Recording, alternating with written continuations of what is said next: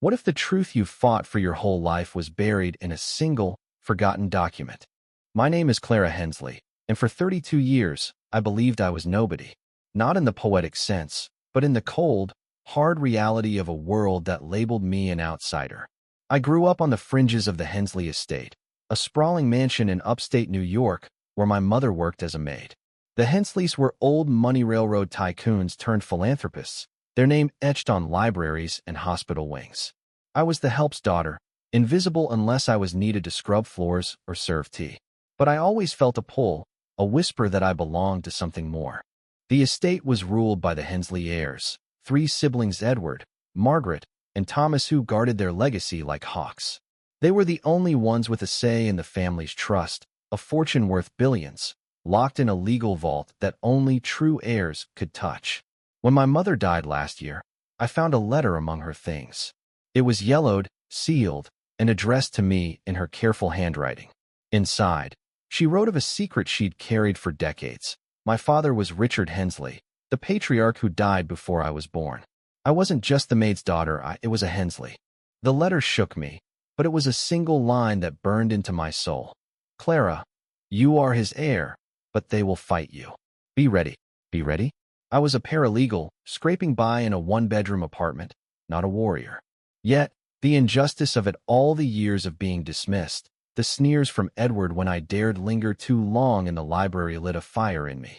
I had to fight, not for the money, but for the truth.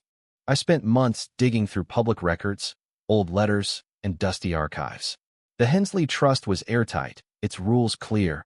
Only legitimate heirs, proven by birthright, could claim a share. The siblings had no idea I existed as anything more than a shadow from their past. But proving my claim wasn't enough. I needed evidence that could stand in court. That's when I found Eda's faded marriage certificate, hidden in a forgotten box in the estate's attic. My mother and Richard had been married, briefly and secretly, before his death. I was no bastard child. I was legitimate. The day of the hearing arrived like a storm. The courtroom was a battlefield, with the Hensley siblings seated across from me, their faces a mix of disbelief and disdain. Edward, the eldest, leaned forward, his voice dripping with condescension. "You're no Hensley," he said. "You're a nobody with a story." Margaret's cold stare cut through me, and Thomas, the youngest, smirked as if this were a game. Their lawyer, a slick man in a tailored suit, presented a mountain of documents proving their sole claim to the trust. The judge, weary and unimpressed, seemed ready to dismiss me before I even spoke. But I had my bombshell. I stood, my hands trembling as I held the marriage certificate aloft. "This proves my mother was married to Richard Hensley," I said, my voice steady despite the knot in my chest. "I am his daughter, born in wedlock, and by the terms of the trust, I am an heir." The courtroom fell silent. Edward's face drained of color. Margaret gasped audibly. Their lawyer scrambled, but the certificate was undeniable, notarized and dated decades ago. The judge called for a recess, and in that moment, I felt my mother's strength beside me. She'd hidden this truth to protect me, knowing the Hensleys would never accept a maid's daughter as one of their own. But I wasn't just fighting for myself, I was fighting for her, for every invisible person who'd been told they didn't belong.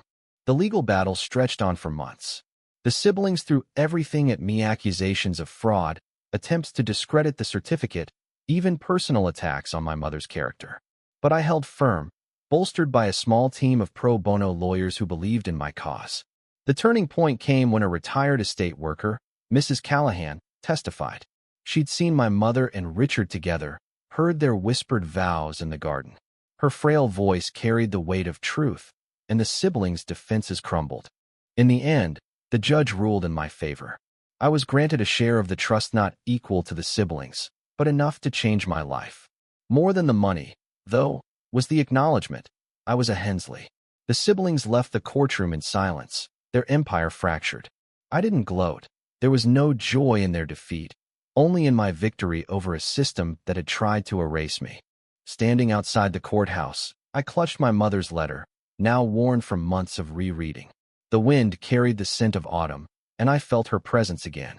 This wasn't just about inheritance. It was about rewriting a story that had been twisted by power and privilege.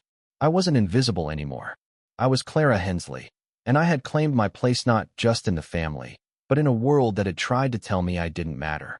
The trust money funded a scholarship in my mother's name for kids like me who grew up on the edges of someone else's story. I kept enough to buy a small house where I hung a photo of her, smiling in the estate's garden. Every day, I walk past it and whisper, "We did it."